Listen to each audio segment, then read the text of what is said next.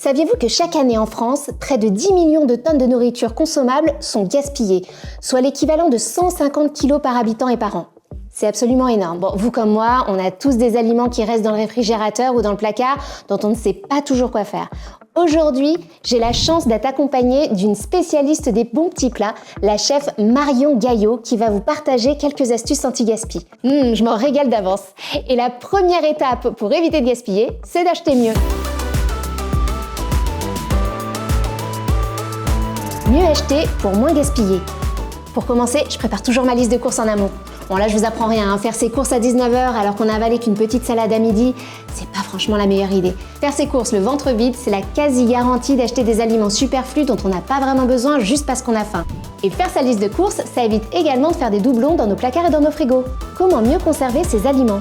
Pour la conservation des aliments, je profite de la présence de Marion. Merci Marion d'être là. Plaisir. Je suis trop contente parce que je vais avoir vraiment besoin de tes conseils parce que je suis nulle en rangement de frigo. Parce que le gaspillage, c'est plus possible. C'est vrai. Là déjà, tu le trouves comment? Il est assez bien rangé puisque c'est aéré. Souvent, quand on fait un gros plein de courses, on a tendance à tout mettre dans le frigo. C'est très serré.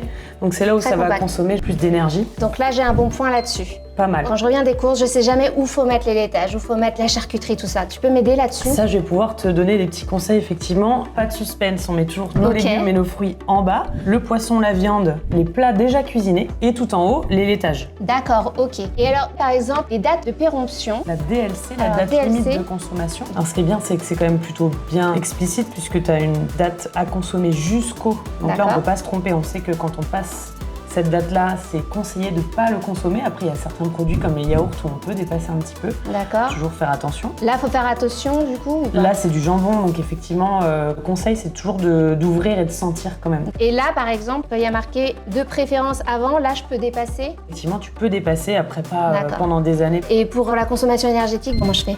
Ce que tu peux faire et qu'on fait aussi nous chez les professionnels, c'est de nettoyer ton condenseur qui est derrière le frigo et qui peut augmenter la consommation de l'équipement d'à peu près 20%. Donc j'ai plutôt intérêt à le faire régulièrement. Exactement. Ok. J'ai des fruits et des légumes qui sont ici et j'en ai aussi laissé sur le plan de travail parce que très sincèrement, je ne sais jamais lesquels on peut mettre au frigo, lesquels on peut laisser dehors. Là, tu as bien fait puisque tu as mis tes pommes de terre hors du frigo. Oui. En revanche, les oignons mélangés avec les pommes de terre font que ta pomme de terre va germer plus rapidement. Ok, donc ça, idéalement, je les retire. Je vois que tu avais une pomme, effectivement, tu peux mettre la pomme avec les pommes de terre. Ça germe moins quand il y a une pomme. Exactement. Ça dépend aussi de la maturité de ton légume ou de ton fruit. D'accord. Par exemple, là, tu vois, ta botte de radis. Ouais. Tu l'as achetée, tu l'as pas mise au frigo. Les fans, elles sont déjà complètement flétries, ça donne un petit peu moins envie. Ce que je ferais, c'est que je laverais la botte. Ouais. On garde les fans, évidemment, puisqu'on fera quelque chose avec. Et ensuite, le fait de mettre nos radis dans un récipient en verre avec un petit peu d'eau froide au frigo quelques heures, ça va leur redonner un peu de croquant. Un peu de croquant. Avec toutes ces astuces, je pense que vous allez pouvoir mieux consommer vos aliments.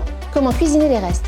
Tu m'avais dit de garder tous mes restes. Je t'ai obéi, j'ai tout fait. Qu'est-ce que tu vas réussir à faire avec tous ces restes? Le challenge. Aujourd'hui, on va faire une recette de pain perdu salé, puisque le pain commence à être abîmé aussi, et avec toutes les épluchures et tous les restes que tu m'as gentiment gardés. T'as vu, je suis sympa, hein? Voilà, les petites chips sont prêtes. Je goûte. Vas-y, ça fait vraiment une chips d'épluchure de légumes. Alors la prochaine étape, avant de s'occuper du pain, on va mettre des carottes et des navets à rôtir pendant 20-30 minutes. D'ailleurs, quand vous préchauffez votre four, ne le préchauffez pas trop longtemps, une demi-heure grand maximum, ça suffit. Sinon, vous consommez de l'énergie pour rien. Et pareil, pas la peine d'ouvrir et de fermer la porte pour surveiller la cuisson, parce que déjà, vous voyez au travers. Et surtout, dès que vous ouvrez la porte une seconde, vous perdez 5 degrés. Donc là encore, consommation inutile. Prochaine étape, on va s'occuper du pain qui est un petit peu rassis, qui est un petit peu sec. Et on va faire la marinade, entre guillemets, pour le pain perdu salé. C'est une petite tartine un peu gourmande qu'on va se faire, mais avec que des épluchures, des légumes qui étaient abîmés. Avec les restes, quoi. Avec les restes, trop exactement. Bien. On va essayer de rendre ça un peu gourmand, un peu joli. Un petit peu de piment d'Espelette. Et c'est terminé. Oh là là, c'est magnifique. Voilà, tu n'as plus qu'à goûter ton pain perdu fait avec les légumes qui étaient abîmés et les restes. Franchement, c'est une super bonne idée. Je vais goûter, évidemment, tu t'en doutes. Est-ce que tu as une recette un petit peu où tu vas pouvoir mettre plein de restes d'un coup? Alors moi, je te dirais qu'il y a 3 recettes un peu fourre-tout. La première, c'est l'omelette, parce que tu peux mettre vraiment plein de choses dedans, dans un gratin.